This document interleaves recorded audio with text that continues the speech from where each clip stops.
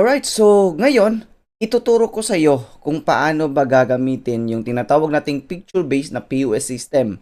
No, yung picture-picture na lang, pipicturean mo lang yung mga items na hindi mo na kailangan ng barcode scanner. Okay? Picture lang. Pipicturean mo lang yung items tapos mag-add to cart na siya doon sa yung POS system. So, very, very revolutionary itong POS system na to kasi hindi na kailangan ng barcode ng mga items, hindi na kailangan ng barcode scanner, QR code or anything na mga codes kasi pipicturean na lang natin yung mga items natin na to. So I have here different items, no. So meron ako dito Nova and then Bear Brand, Milo and Bear Brand. So ang gagawin natin is i-upload natin. Anong gagawin nito? I-upload natin to doon sa ating system or sa ating ang tawag dito sa ating cellphone. So meron akong cellphone na yan sa gilid. So I'm going to upload this. First of all, you need to make sure na yung mga images doon sa yung products. For example, in my case, I have here Milo, ayan, Bear Brand, saka Nova. So, i-make sure mo lang na yung picture dyan sa product mo is yung picture mismo, kukunan mo mismo picture nung yung items mismo doon sa yung table. Especially kung saan ka nagpa-punch, no, saan mo pina-punch yung items, doon mo pipicturean. Kaya yan yung magiging background mo, yung table mismo, saan doon mo pinapunch yung mga items. Halimbawa, in my case, I have here Nova. So, ang gagawin ko dito sa aking cellphone, okay? So, I'm going to Nova and then I'm going to edit muna. Okay? Edit ko muna yan and then tatanggalin ko yung picture na to. Tatanggalin ko yung picture ng Nova and mag-upload ako ng bago. Pero, magti-take photo ako. Itong Nova na to, sample na lang, itong table na to, ito yung, kunwari, table kung saan ako nagpapunch ng mga items na mga picturean ko yan para ang use kasi nito is para maging matalino talaga or madali talagang ma-detect ng AI system kung ano yung exact image ng items, diba? Kasi dito ka naman din sa table mo nagpa-punch ng mga items. So diyan mo na lang i-edit or i-picturean, yun na yung mismong picture ang i-upload mo dito. Okay, so meron na tayong Nova. So yan. Then ng Beard Brand kanina nag-upload na ako. So ano ko muna to ha, pang table ko muna to kasi kailangan ko yung in-stock sa'yo ngayon.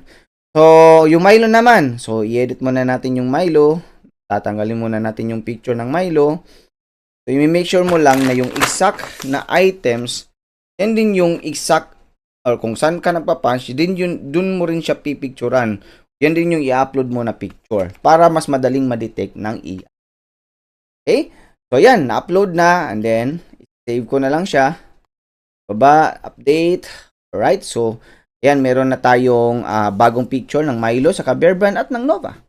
Now, in order for AI, or para ma-scan, ma-detect ng AI yung exact image ng picture, ng ng product mo, so, ang kailangan natin gawin is, i-index natin, no, yung mga items dito. So, as you can see here sa gilid, i-click mo yung index for AI sa Milo para mabasa ng AI yung image ng Milo na yan. Okay, i-on mo yan. Yan yung index for AI, then yung Bear Brand din, i-on mo rin yan. Lahat ng items na gusto mong i-capture ni AI para pagka nag-scan ka, makikita ni AI na yung picture, exact picture na yon, yan yung item na yon. Okay? So, i-click mo yung mga index for AI na yan. I-activate mo yan. Okay? So, after mo ma-activate lahat ng mga items na gusto mong i-capture ni AI, punta ka ngayon doon sa yung admin menu and then go to settings. Okay, so andito na tayo sa admin settings, and then sa store details, no, palitan mo yan to AI settings. Yan. So, stop lang natin yan.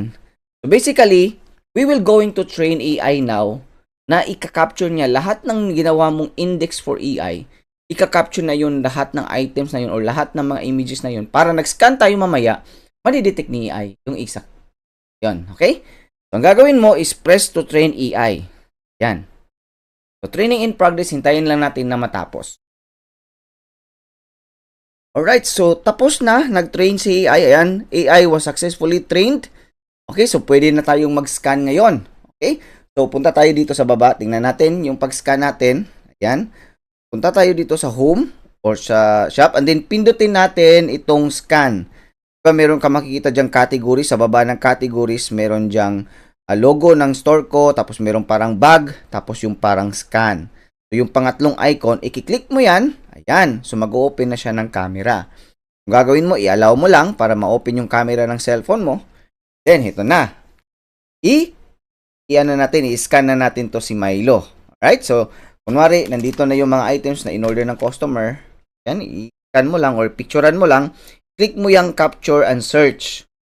Click mo yung capture and search. Then, tayin natin na mag-process siya. So, ayun. Nakuha na yung Milo. Okay, na-add to cart na. Di ba? Ang dali na lang. So, mag-add pa tayo. For example, itong Nova naman. So, click mo rin yung scan or itong scan, sorry. Scan. Ayan. Then, click natin yung Nova. Ayan, picture na natin. Ayun, na-add to cart na kaagad yung Nova. Di ba? Hindi mo na kailangan ng barcode. So, i-open natin again. Then, yung Bear Brand naman. Yun, yung Bear Brand na-add to cart na. So, super galing na ng POS system natin kasi hindi mo na kailangan pa ng barcode scanner. Hindi mo na kailangan ng mga barcode ng mga items. Picture na lang para ma-scan siya at ma-add to cart siya. Galing, di ba? So, gamitin mo na ngayon kasi free, available na tong AI feature na to or itong picture-based POS system na to sa lahat ng mga merong Cosmic Club Store account at lalong-lalo na yung mga nakadedicated Club Store account. Okay? Salamat. Enjoy the new feature. Bye.